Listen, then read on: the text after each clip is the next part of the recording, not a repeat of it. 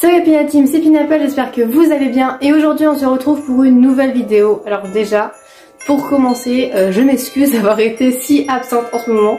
Pour cause le boulot, j'ai eu vraiment beaucoup de boulot au lycée, c'était un peu compliqué de gérer les DS, les vidéos. Donc bref, je me suis dit, je vais faire une pause plutôt que de sortir des choses qui sont mal faites. Je préfère faire les choses bien et qu'il y en ait un peu moins. Donc bref, on se retrouve pour une nouvelle vidéo de Noël, comme vous pouvez le voir selon le petit décor que j'ai fait, parce que j'adore Noël, c'est pas que vraiment je suis absolument fan. J'espère que vous aussi. Et donc je vais vous apprendre à faire des petits sablés de Noël à la cannelle qui seront juste trop bons. Donc moi je vous dis à vos tabliers, c'est parti!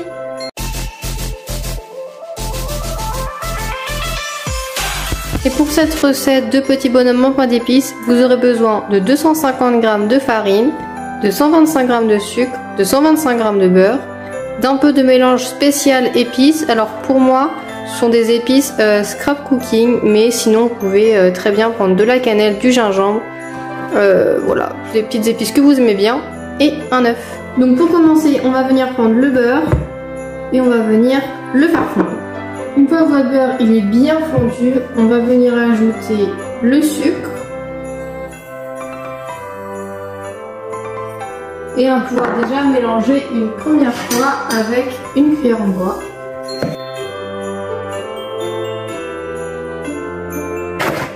Ensuite on va venir ajouter le mélange d'épices. Donc pour cela, on va venir prendre environ une cuillère à café de mélange d'épices.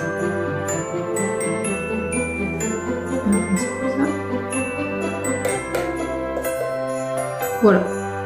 On va prendre une belle cuillère comme ça et on le met dedans. Et en même temps d'avoir ajouté les épices, on peut ajouter l'œuf.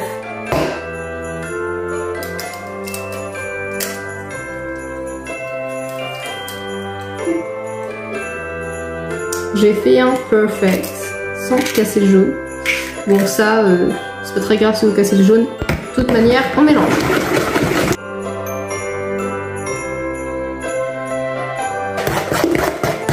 Donc quand votre pâte elle est bien homogène, on va pouvoir venir ajouter en plusieurs fois la farine. Alors si vous avez des gros bras, vous pouvez faire ça en une fois. Mais bon, ce n'est pas mon cas, donc je vais faire ça en 2 ou 3 fois. Tac. Comme ça, ça permettra d'éviter qu'il y ait des grumeaux. Vous voyez la pâte, elle doit être vraiment homogène comme ça. Et après on peut ajouter en une deuxième fois ou en 3 fois, c'est comme vous voulez, pour ajouter la fin de la farine. Je garde ça pour la fin.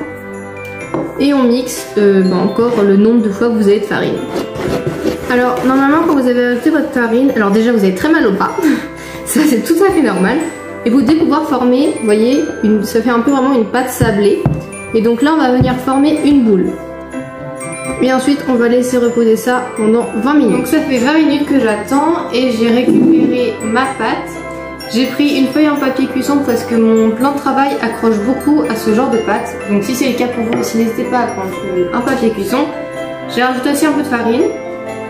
Et je me suis munie d'emporte-pièces.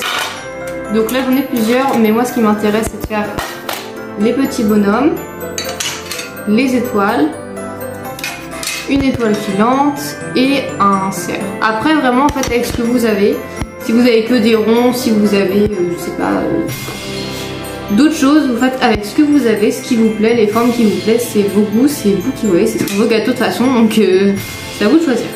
Et ensuite on va venir étaler comme je fais en essayant de former un rectangle ou un rond, ou étaler la pâte en fait tout simplement. Moi j'aime bien faire en rectangle, je trouve ça plus pratique.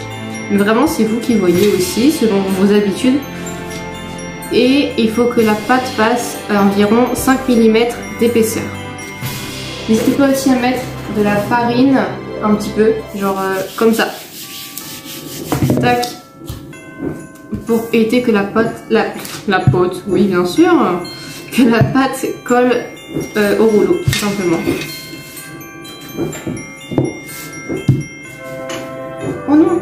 Vous voyez ma pâte là elle colle à mon rouleau, donc ça ne va pas, il faut que je remette de la farine. Tac.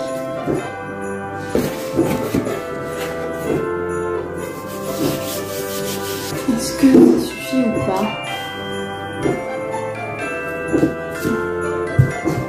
Après l'épaisseur c'est vous qui voyez, et moi c'est vrai que j'aime bien qu'il fasse que 5 mm d'épaisseur, après je trouve ça trop gros en fait.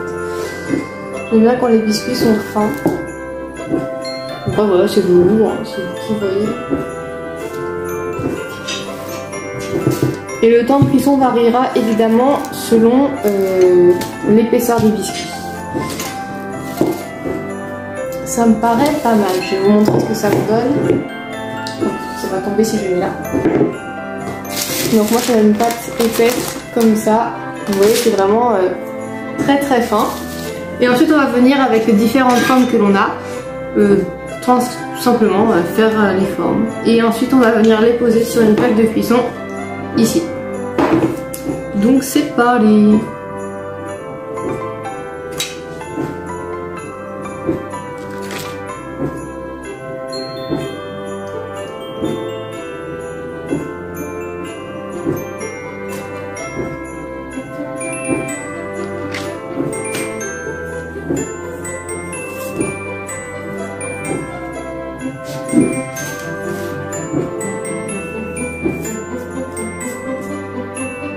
Et les petits bouts là, les petites chutes, gardez-les parce qu'on va reformer une boule pour la réétaler et refaire des petits bonhommes ou des petites formes quoi, jusqu'à ce que vous n'en ayez plus de pâte.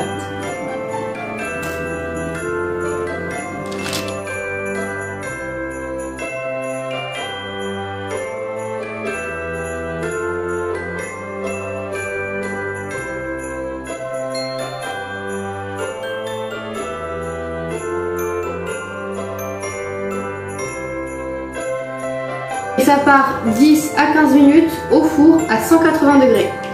Donc ça y est, les biscuits ont fini de cuire tout simplement.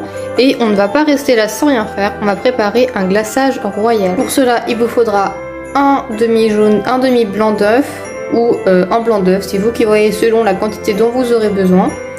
Et 100 g de sucre glace. Donc pour 100 g de sucre glace, il faut un demi-blanc d'œuf. Donc pour 200 g de sucre glace, il faut un blanc d'œuf. Donc tout simplement, on va venir verser le blanc d'œuf dans le sucre glace. Tac. Et ensuite, on va venir mélanger avec une cuillère en bois pour que ce soit bien homogène. Donc normalement, vous devez obtenir quelque chose comme ça. Vous voyez, bien blanc. Vous pouvez acheter un extrait si vous avez envie d'un extrait en plus. Mais sinon, le glaçage, il est actuellement fini. On va pouvoir le mettre en poche à douille. Donc j'ai mis le glaçage en poche à douille et maintenant il n'y a plus qu'à décorer les biscuits comme vous le souhaitez.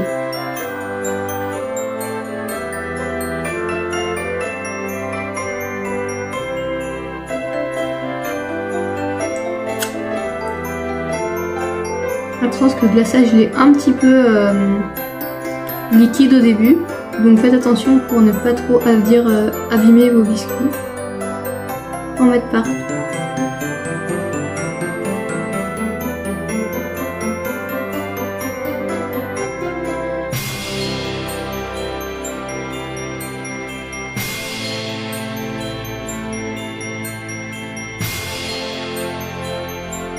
Voilà, donc j'ai fini comme vous avez vu de tout décorer et ça donne quelque chose d'extrêmement joli. Attendez, je vais vous prendre comme ça sera beaucoup plus. Voilà, ça donne quelque chose comme ça. Après voilà, c'est vraiment à vous de décorer comme vous en avez envie, comme vos envies. Donc je trouve vraiment super chouette. Mettez du colorier si vous en avez envie, tout simplement aussi. Moi je vais pas les goûter parce que c'est tout simplement je les ai fait pour les offrir. Donc vous pouvez faire ça aussi pour les offrir parce que moi je trouve ça super chouette. Et puis surtout, on va bientôt manger le repas, donc j'en prendrai peut-être au dessert, mais surtout pour les offrir, moi que je les ai fait. Donc j'espère que cette vidéo vous aura plu, si c'est le cas, n'hésitez pas à me le dire en commentaire. Si vous voulez une autre vidéo de recettes de Noël, dites-le moi aussi, si ça veut vous plaire, je suis preneuse.